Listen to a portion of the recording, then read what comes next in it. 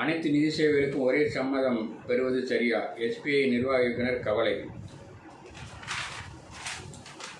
உலகில் 3 பேருக்கு அரிய வகை ரத்தம், தாய்லாந்து விஞ்ஞானிகள் கண்டுபிடிப்பு.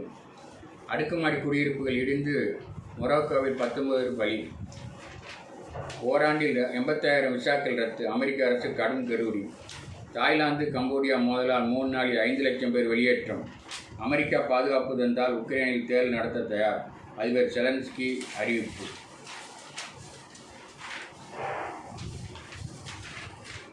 போலீஸ் விசாரணையில் சிறுவன் இறந்த வழக்கில் எஸ்பி அரசு டாக்டரின் மீதான நடவடிக்கை ரத்து.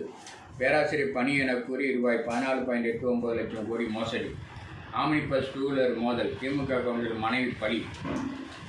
உத்தமபாளையம் மனைவியை கொலை செய்து நாடகமாடிய கணவன் கைது, கலசப்பாக்கம். ஓசூர் அருகே கொதிக்கும் எண்ணெய் ஊற்றி மாணவனை கொல்ல முயன்ற 2 கைது, ஓசூர்.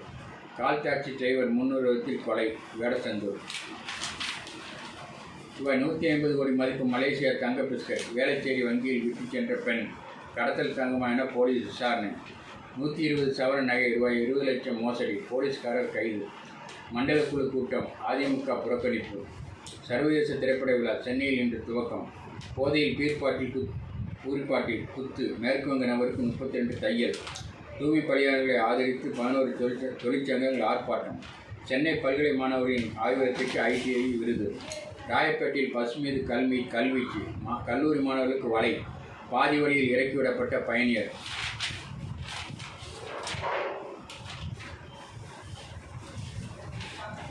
$11 கோடி மதிப்புள்ள தங்கம் கடத்தல், விமான ஊழியர்கள் உட்பட 5 பேர் கைது. கோயம்பேடு கழிப்பறையில் பெண்ணிடம் செயின் பறிப்பு. முதியவர் பலியான விவகாரம், போலீஸ் அடித்தாக குற்றச்சாட்டு. அரக்கோணம் தடத்தில் 2 ரயில் ரத்து. கண்டெய்னர் லாரிகள் ஸ்ட்ரைக் துவக்கம். அங்காள பரமேஸ்வரி அம்மன் கோவிலில் திருப்பணி துவக்கம்.